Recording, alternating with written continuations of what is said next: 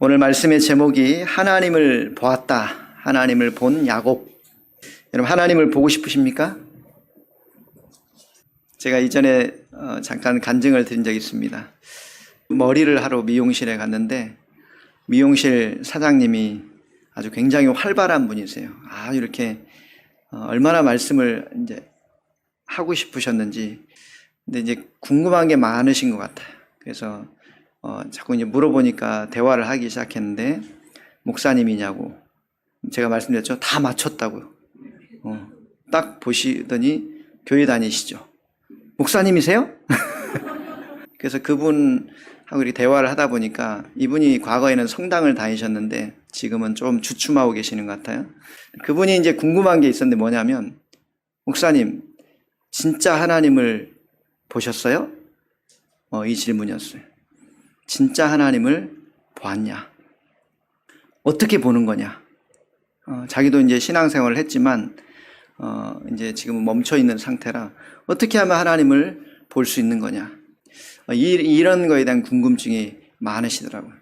그래서 한참을 대화를 하면서 하나님을 우리가 어떻게 알 수 있는지, 어떻게 만날 수 있는지, 어떻게 볼 수 있는지를 함께 나눴습니다. 1:1 성경 공부를 한 것이죠. 가정의 이야기, 또 딸 이야기, 또 상담을 조금 이렇게 하면서 그런 이야기를 나눴습니다. 여러분, 하나님을 어떻게 보셨습니까? 어떻게 볼 수 있습니까? 굉장히 중요한 질문이기도 하면서, 또 여러분 자녀들이 그렇게 여러분에게 물으면, 또는 여러분 아는 지인들이 그렇게 여러분에게 질문을 던진다면, 여러분이 만난 하나님을 어떻게 소개해야 할 수 있냐는 것이죠. 오늘 야곱이 하나님을 봤습니까? 못 봤습니까? 그래서 여러분, 우리 주일학교 선생님들도 아이들이 이런 질문을 할 거예요. 선생님, 하나님 보셨어요? 그러면 뭐라 그래요? 어떻게 생겼어요? 이게 묻죠. 키가 커요? 여러분, 그래서 우리 선생님들이 가끔 이렇게 당황스러울 때가 있을 거예요. 그러니까 우리 아이들이 하나님을 보았느냐에 대한 질문과 오늘 여러분들이 하나님을 보셨느냐에 대한 질문이 같습니까? 다릅니까? 주일학교 선생님 되면 이거 맨날 고민해야 됩니다. 왜냐하면 그래서 선생님들은 내가 알고 있는 걸 말하는 게 아니고 아이들의 눈높이에서 수준에서 그 이야기를 해줘야 되거든요. 엄청나게 어려운 거니까. 그냥 말하면 아이들이 듣는 게 아니거든요. 이 아이들이 하나님을 만난다라는 것을, 본다라는 것을 어떻게 말해주고 어떻게 경험하게 해주어야 될 것인가. 어떻게 오늘 야곱은 형을 보면서, 그 왼수를 보면서 자기를 죽이려고 하는 그런 원수 같은 관계에 있는 사람을 보면서 어떻게 하나님을 보았다고 말할 수 있었을까에 대한 질문인 거예요. 여러분 꼭 기억해 봅시다. 그래서 성경을 보니까 하나님을 볼 수 있는 자가 있다고 그래요. 어떻게 하면 하나님을 본다고 그럽니까? 마태복음 5장의 산상순의 말씀 보면 마음이 청결한 자는 하나님을 볼 것이며 그랬어요. 마음이 청결한 자는, 마음이 청결하다는 게 뭐예요? 마음이 깨끗하다는 게 어떤 거예요? 어떻게 하면 여러분 마음이 깨끗해집니까? 저도 그래서 어릴 때 이 하나님을 본다라는 말, 교회를 다니면서 뭔가 좀 생각을 하게 될 때부터, 아마 중학교 이 시절 같아요. 이제 중학교 사춘기가 되면서 뭔가를 생각할 시작이 되면서부터 하나님을 본다라는 게 무엇인지, 하나님 보고 싶어요. 저한테도 보여주세요. 저한테도 나타나 주세요. 이런 기도를 정말 많이 했던 것 같아요. 하나님 보여주세요. 알게 해주세요. 나타나 주세요. 어떤 분이세요 도대체 하나님? 궁금해요. 그래서 저 어릴 때 마음이 청결하면 본다 이런 말씀을 읽고, 그럼 어떻게 하면 마음이 깨끗하지? 그때부터 고민한 거죠. 내가 마음이 더러워서, 마음이 오염돼서, 마음이 복잡해서 하나님을 못 보는구나. 그래서 그 다음부터는 마음을 깨끗하게 하려고, 왜? 하나님 보고 싶어서. 얼마나 열심히. 그래서 제 나름의 마음이 깨끗한 게 뭐였냐면 교회 열심히 안 빠지고 나오는 거, 지각 안 하는 거, 선생님 말씀 잘 듣는 거, 또 성경 외우라고 하면 다 외우는 거, 그런 거 열심히 했어요. 왜? 왜냐하면 그 착한 일하고 이런 거 당연하죠. 그거는 착한 일 하는 거, 열심히 남 도와주는 거, 남 욕하지 않는 거, 비난하지 않는 거, 내가 그런 마음이 생길 때마다 빨리 회개하는 거, 그렇게 정말 많이 노력했던 것 같아요. 그래서 학교 친구들과도 잘 지내고 또 교회 생활 신앙생활 열심히 하고 그래서 항상 어릴 때 약간 이제 신앙에서는 모범생 같이 그렇게 생활했던 기억이 있어요. 항상 제일 먼저 와서 준비하고 요절 다 외우고 스티커 제일 많이 붙이고 그랬던 기억이 있어요. 왜? 하나님 보고 싶은데 하나님 알고 싶은데 그래서 그렇게 열심히 어떤 면에서 하나님 보고 싶다는 마음 때문에 훈련이 됐죠. 부모님이 교회를 안 다니셨기 때문에 어릴 때 굉장히 교회 가는 게 힘들었어요. 왜냐하면 갈 때마다 혼났고 또 뭐 헌금을 드리고 싶은데 헌금이 없어요. 뭐 이런 것 때문에 신앙생활 하는 게 굉장히 어려웠었거든요. 그런데 그런 상황들 속에서도 부모님 원망하지 않고 그런 마음을 가지면 하나님은 못 보는 거니까 그렇게 정말 노력했던 시간들이 있었습니다. 그래서 제 기억에 초등학교 때는 성경학교 때는 저희 때는 새벽 예배가 항상 있잖아요. 여름 방학만 되면 항상 새벽 예배가 있었어요. 초등학생이 다 새벽에 나와요. 그 새벽 예배를 드렸고 그리고 중고등학교 지나면서는 제가 고등학교 때는 새벽 예배를 나갔던 기억이 있어요. 고등학교 때부터. 그리고 왜냐하면 그 마음 때문에 정말 하나님 알고 살고 싶은데 아무리 해도 보이지 않으니까.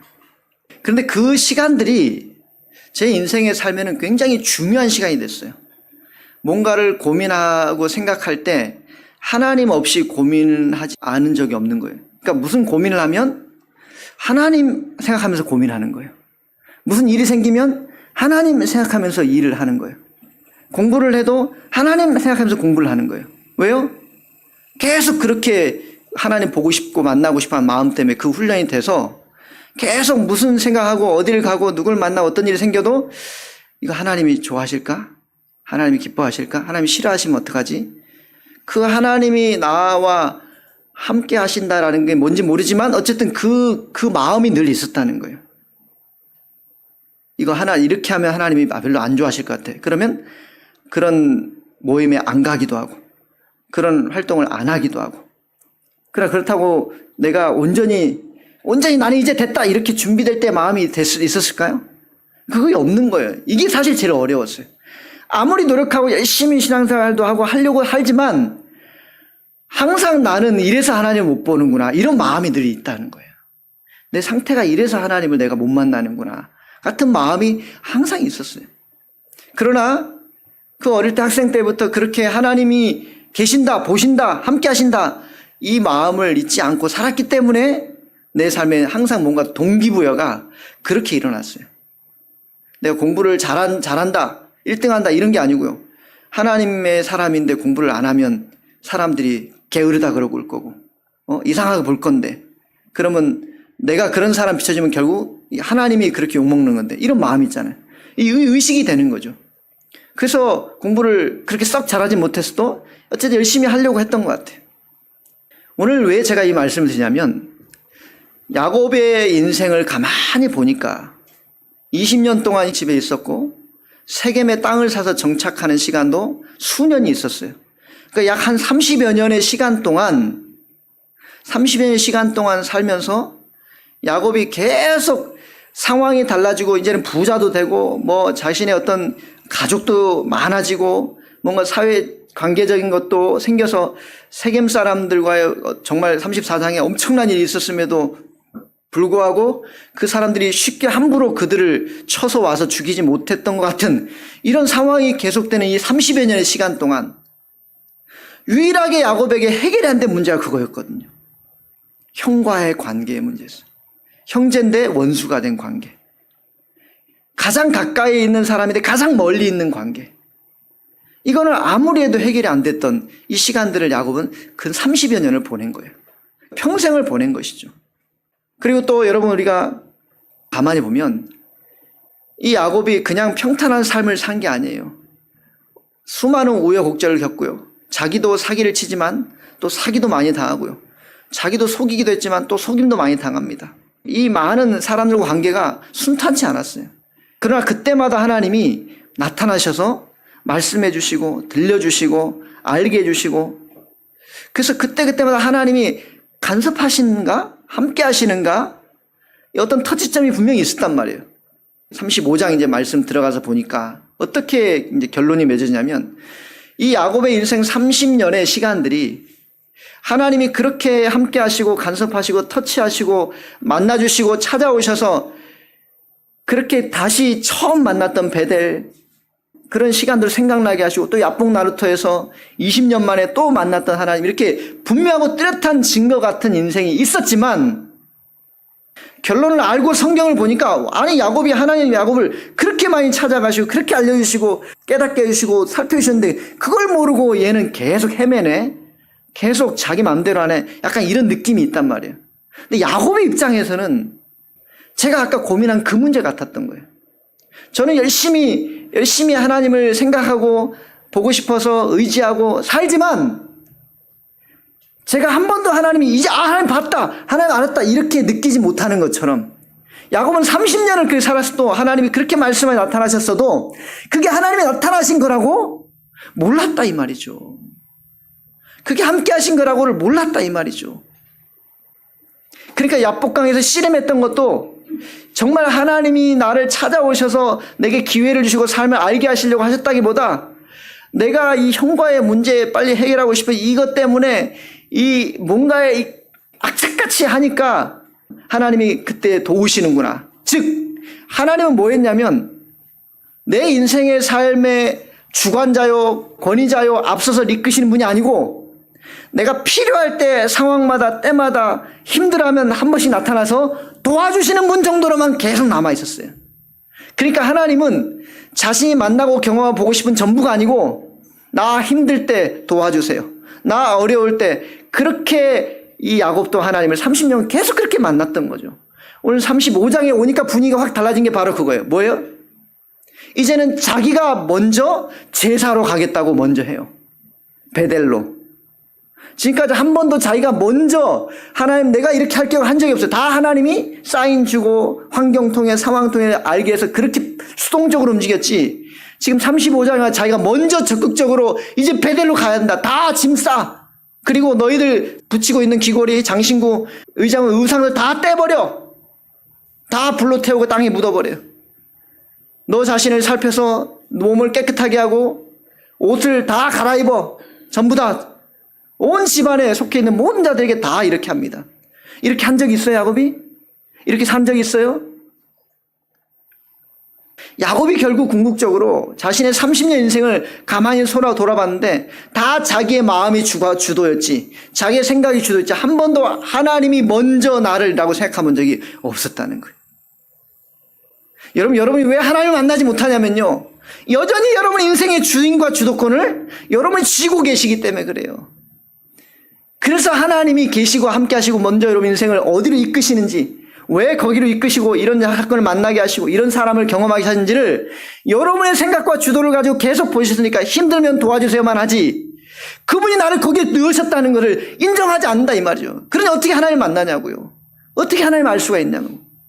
계속 내가 주도권인데, 내가 필요하면 부르고 필요 없으면 나중에요, 이건 내가 알아서 할 거예요. 제 인생을 가만히 보니까 그랬던 거예요. 야곱의 인생 30년이 그랬던 거예요. 그럼 오늘 35장에 가서 드디어 베델, 다시 그 베델을 왜 가야 되는지 이제야 한 거예요. 이제야. 우리 생각에는 하나님이 야곱 계속 나타나서 때마다 시마다 알려주시는데 그것도 모르냐, 지금 아까 보여줬잖아, 아까 알게 하셨잖아, 이런 마음으로 계속 성경을 보지만 야곱의 인생은 지금 우리가 똑같다 이 말이에요. 자기가 주도권 가지고 있고 자기가 생각했고 자기가 원했고 완원했고 이것이 모든 것의 결정의 기준이었지, 하나님이 그 인생을 이렇게 이 자리까지 오게 하셨다는 사실을 그렇게 많이 만났어도 모른다 이 말이에요. 우리의 자리가 어떤 줄 아시겠어요? 그렇게 하나님이 인도하셨어도 우리는 못 봤대요 하나님을. 그게 다 무슨 말이죠? 여전히 내가 내 인생의 주인이라는 것이죠. 근데 오늘 여러분 이 에서와 야곱 관계에서 야곱은 에서를 보면서 하나님을 본 것 같다, 왜 이런 고백을 했을까요? 야곱은 하나님을 본 경험이 있어요. 근데 그게 봤다는 것인지는 명확하지 않았는데 뭔가 하나님의 관계에서 새로운 것을 경험했어요. 그게 뭐였냐면 우리 32장에 보면 브니엘, 그죠? 내가 하나님을 보았으나 내 생명이 보존되었다 그랬어요. 하나님을 보면 어떻게 되는데요? 하나님을 보면 죄인은 거룩하신 하나님과 함께 할 수가 없어요. 대면할 수가 없어요. 죄인이 하나님을 대면하여 보고 살았단 말은 정말 둘 중에 둘 가짜든지 아니면 정말 은혜를 입었든지 둘 중에 하나예요. 이 야곱은 하나님을 대면하여 본 그 사건의 고백을 그렇게 합니다. 하나님을 대면하여서 자신의 인생의 삶에 이런 기쁨이 없었다는 걸 경험해요. 이런 기쁨이.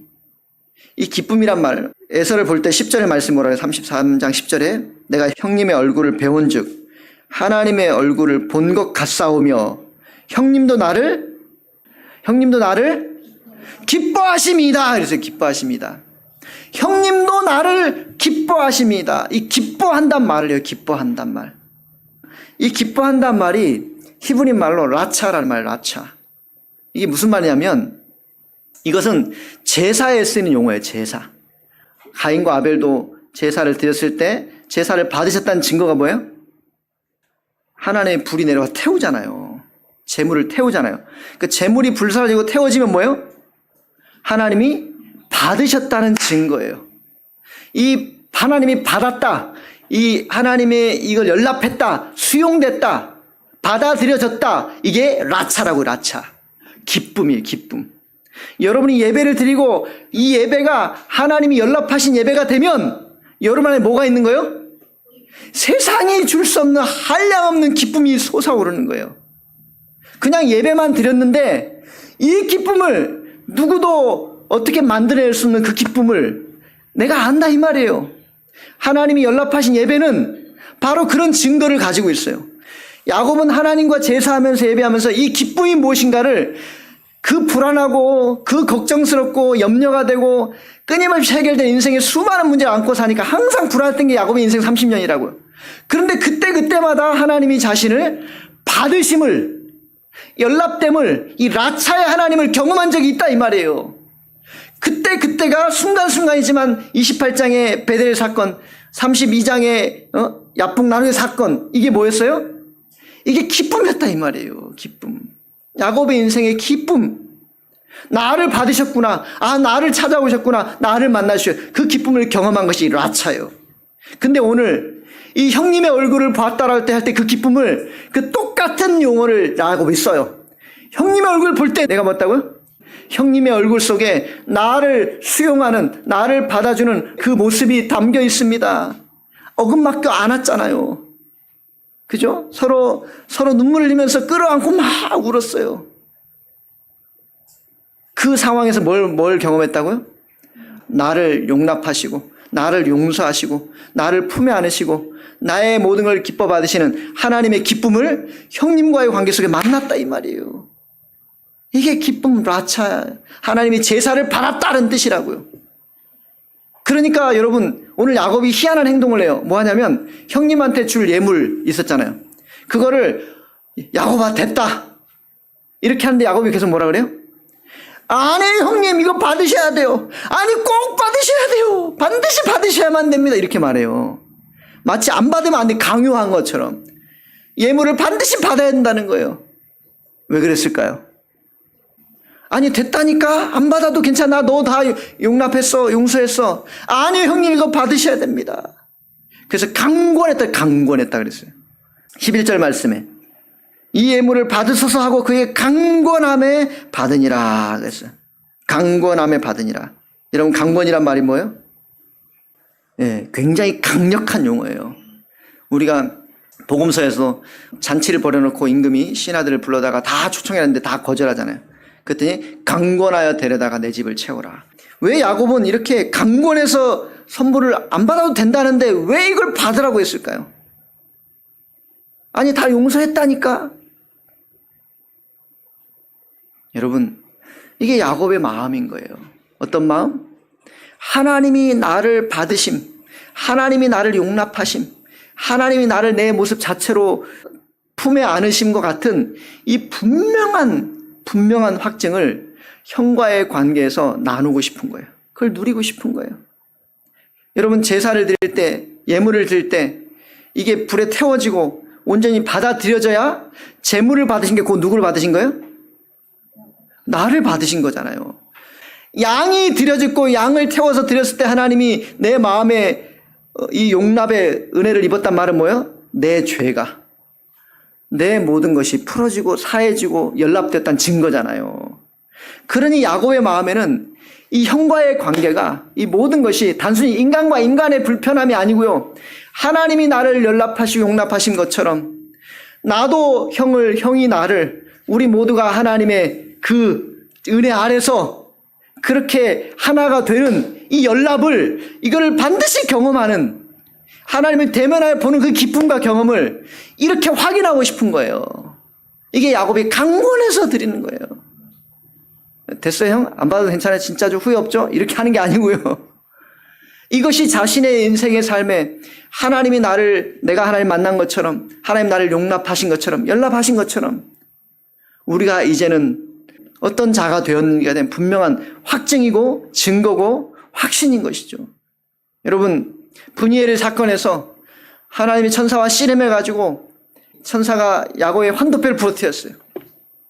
그 다음부터 야곱은 절매 다녔어요. 그러면 그 절름발이 야곱은, 이 절름발이니까 아유 불행하네, 아유 어쩌다 저렇게 했어, 멀쩡하더니, 그런 거예요? 그래요. 세상에 수많은 사람들이 이 절름발이 놀려대도 그게 뭐예요? 야곱한테는 가장 분명하고 확실한 하나님이 함께 하시면 증거예요. 하나님 절대 나를 떠나지 않고 놓지 않으신 증거가 바로 이 절름발이라고요. 내가 절고 다닐 때마다 야곱은 기쁨이에요. 왜 기뻐요? 하나님이 나를 함께 하시고 놓지 않으시고 너는 나에게 속한 거라고, 난 너를 용납한 거라고, 난 너의 인생을 끝까지 갈 거라는 이 증거를 쩔름거리면서 주신 거거든요.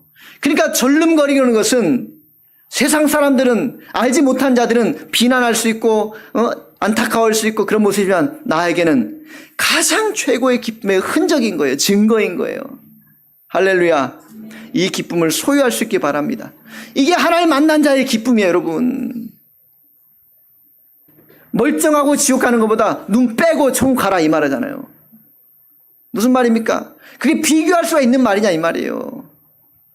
멀쩡하게 살아가지고 잘 사는 것 같으나 끝없는 지옥에 가는 것보다, 눈이 범죄하면 눈 빼버리고, 손이 범죄하면 손 잘라버리고, 그 말에 진짜 빼고 빨고 가라는 거예요?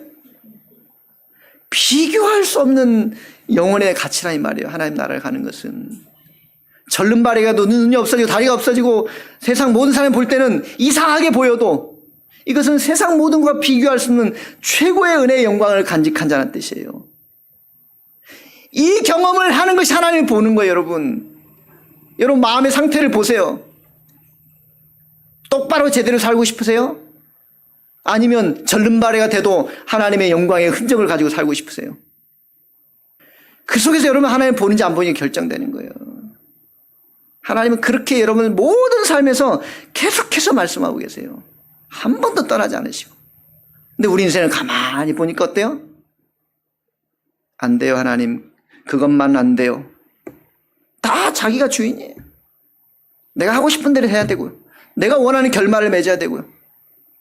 그러니 하나님이 여러분 안에서 설 자리가 없어요. 아니 됐어요, 하나님. 그건 내가 할 거예요. 그러니 어떻게 하나님이 여러분과 함께 증거를 어떻게 알 수가 있냐고요. 모르겠는데죠. 어떻게 알아요? 주인이 자기인데, 하나님이 내 안에 여러분 안에서 종로를 타고 있는데 어떻게 하나님의 말씀이 들리긴 하겠어요? 주인이 종의 말을 들어요? 안 듣죠. 종이 주인의 말을 듣는 거예요. 야곱이 그랬다, 이 말이에요.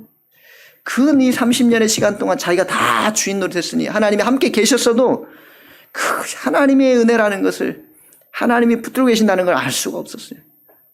이제 35장에 오니까 그랬었군요, 하나님. 제 발로 가는 거예요. 할렐루야. 제 발로 모든 걸 다 제가고 그 앞에 간다고요. 엘 베델. 이제 베델이 아니고 그냥 베델이 아니고 엘 베델이요. 여호와 하나님의 집이라고요. 내가 만든 집이 아니고요. 온전히 하나님의 주인 되신 집이에요. 그것이 오늘 저와 여러분이 만나야 될 분명한 하나님의 은혜인 줄 믿습니다. 여러분 기억해 보세요. 여러분 불편한 관계 왜 있잖아요. 에서와 야곱처럼. 인생에 살 불편한 게 있으시죠? 어떻게 하십니까? 야곱은 30년 동안 이 문제 가지고 끊임없이 생각해 보세요. 야곱이 부자가 돼가지고 집에 돌아가는데 마지막 한 가지 넘어야 될 장애물이 에서예요. 에서. 이거 어떻게 넘을까? 하루하루 형과의 관계가 결이가 가까워지면 가까워질수록 준비를 많이 했잖아요. 준비를. 첫 번째는 물리적 거리를 좁히려고 재산을 나눠가지고 보내면서 1차, 2차, 3차. 그래서 마음이 옮겨질까 열려질까 엄청나게 노력을 했잖아요. 그거 하고 계십니까? 그거 안 하면서 어떻게 관계를 하나님을 만나는 것을 배우는 것을 해결하려고 그래요. 그냥 하시겠다고. 야곱은 얼마나 많이 실험했겠어요. 그것만이었어요? 하나 앞에서 얼마나 많이 매달렸어요. 여러분 왼수를 위해서 기도하십니까? 원수라 하면 너무 적대시되는 것 같아서 왼수라 그러는 거예요. 여러분 왼수 같은 사람들 기도하시냐고요. 야곱의 기도를 생각해 보세요. 그러나 그 마음을 누구한테려면 내가 할 수 있는 게 아니라 이 말이에요. 기도하셔야 돼요. 하나님 내 마음이 이렇게 용솟음치고 요동치고 있어요. 하나님 도무지 물러설 수가 없어요. 그 용솟음치고 있는 여러분의 그 탐욕의 욕망들을 그분 앞에 딱 고하셔야 됩니다. 왜? 그래야 내 상태가 보인다니까요. 우리는 자기는 못 보고 딴 사람만 보고 있어요. 이상하고 나쁘고 못된 사람이 보인단 말은 뭐예요? 여러분 마음속에 그게 있다는 뜻이에요. 근데 우리는 계속 나쁜 놈만 보이고 이상한 놈만 보여요. 그렇게 이상한 놈이라고 막 울부짖고 있을 때 여러분의 마음의 상태가 보여야 되는 거예요. 그게 보여져야 하나님이 만지시기 시작해요. 나는 절대로 안 이상하고 쟤만 이상해요. 그러니 하나님이 역사하실 틈이 없는 거예요. 항상 우리는 타인을 향해서만 모든 것을 가리키고 있지 나 자신을 향해서 비춰지지가 않아요. 이게 얼마나 큰 숙제냐고요. 그럼에도 불구하고 여러분은 이 자리에 앉아 계십니다. 무슨 뜻일까요? 죄인이 하나님을 만나면 죽는 거예요. 죽는단 말은 육체적인 생명만 죽는 게 아니고요. 하나님을 거부하는 거예요. 그게 죽었다는 뜻이에요. 근데 여러분 지금 이 자리에 와 있어요. 최소한 뭔 거예요? 예, 최소한 하나님을 거부하진 않으시네요. 그 말은 무슨 말이에요? 여러분이 하나님께서 여러분을 용납하셨다는 뜻이에요. 여러분이 이 자리에 와서 계시고 이 많은 말씀을 듣고 계시고 또 설교 말씀 들을 때 찔리기도 하고 고민되기도 하고 또는 화나기도 하고 이런 마음이 일어난단 말은 최소한 여러분을 안 죽이고 하나님이 지금 용납하셔서 살게 하신다는 증거예요. 할렐루야. 은혜인 줄로 믿습니다. 어쩌다 보니까 온 게 아니고요. 그게 은혜라고요. 내가 하나님을 배웠는데 대면했는데 이게 죽지 않았네요? 이상하네요. 이게 아니고요. 이상하네요가 아니고 살리셨다는 뜻이라고요. 하나님이. 여러분 하나님의 얼굴이란 표현할 때 얼굴이란 말이 히브리 말로 파님이라 그래요. 파님. 이 파님이라는 게 뭐냐면 창세기 1장 2절에 하나님의 신은 수면 위에 운행하시니라. 이 수면이 파님이에요. 파님.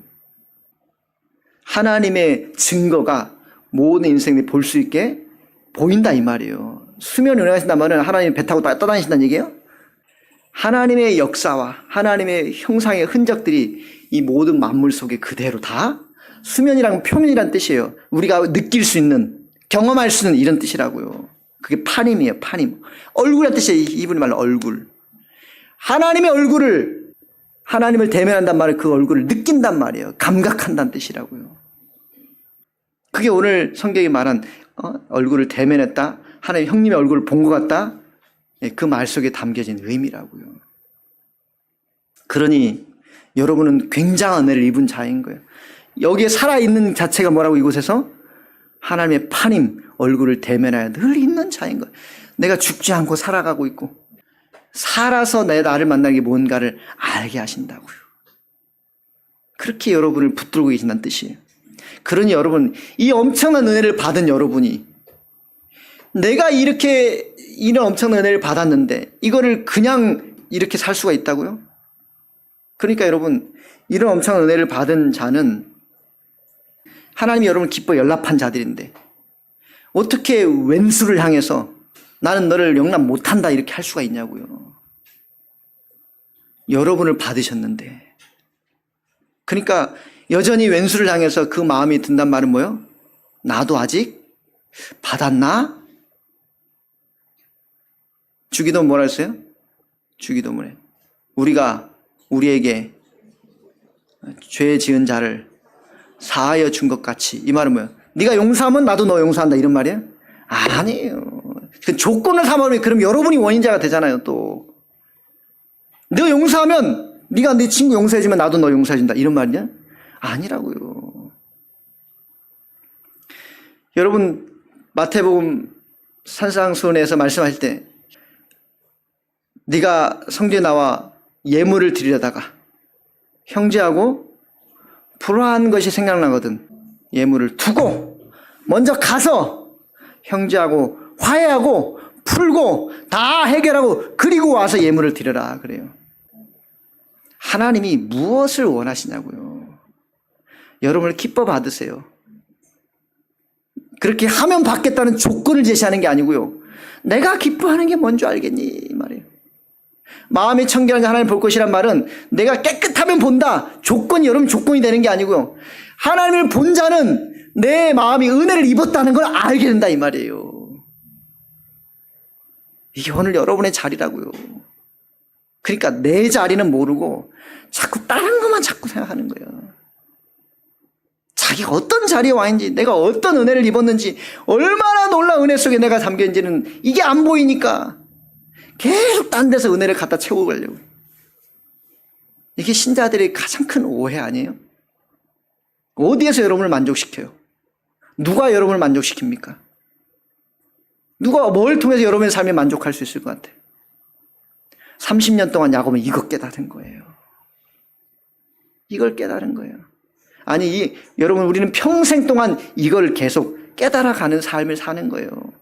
이쯤 되면 됐습니다가 없다 그랬잖아요. 평생, 그래서 여러분 인생이 곤고한 이유는 평생 가야 이 문제가 뭔지를 그렇게 하나님이 키워내시기 때문에 그래요. 그러니 여러분 삶에 중요한 사명이 한 가지가 있어요. 여러분은 사람을 살릴 수 있는 특권을 가진 자들이에요. 어떻게 사람을 살려요? 여러분 우리가 그런 말씀을 보셨죠?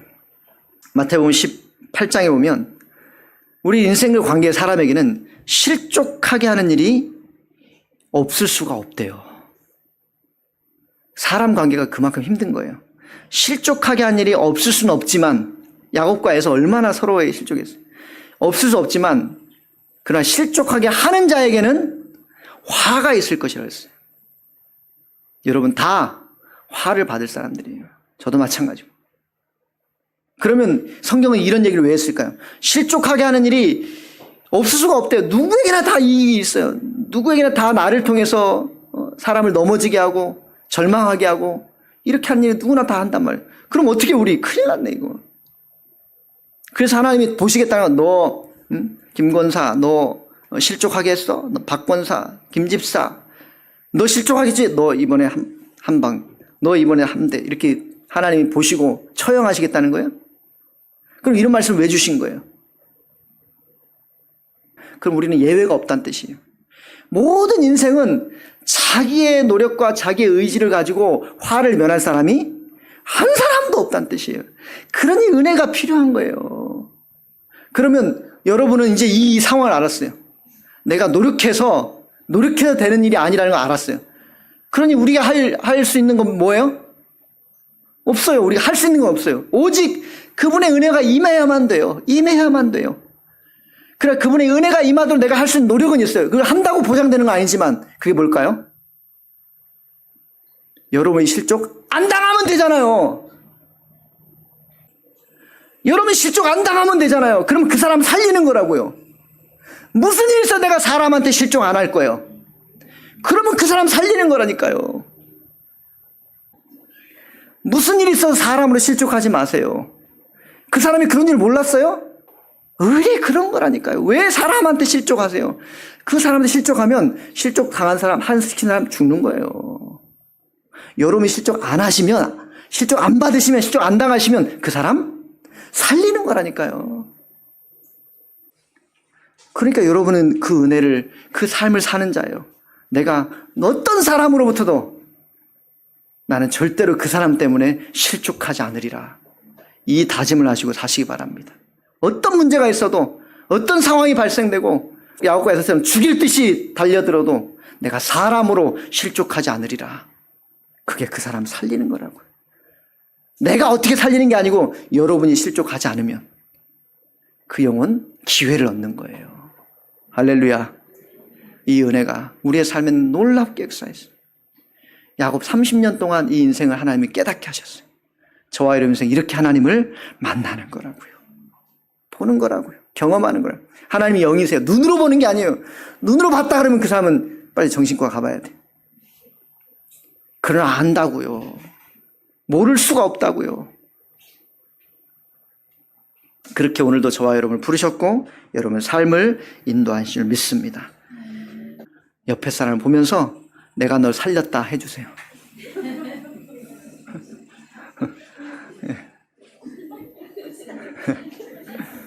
여러분 살리신 거예요. 여러분 실종 안 하면 옆에서 살리신 거예요. 난 너 때문에 못 살겠어. 그럼 옆에서 죽이는 거예요. 너만 없으면 내가 살 것 같으면 죽이는 거라고요.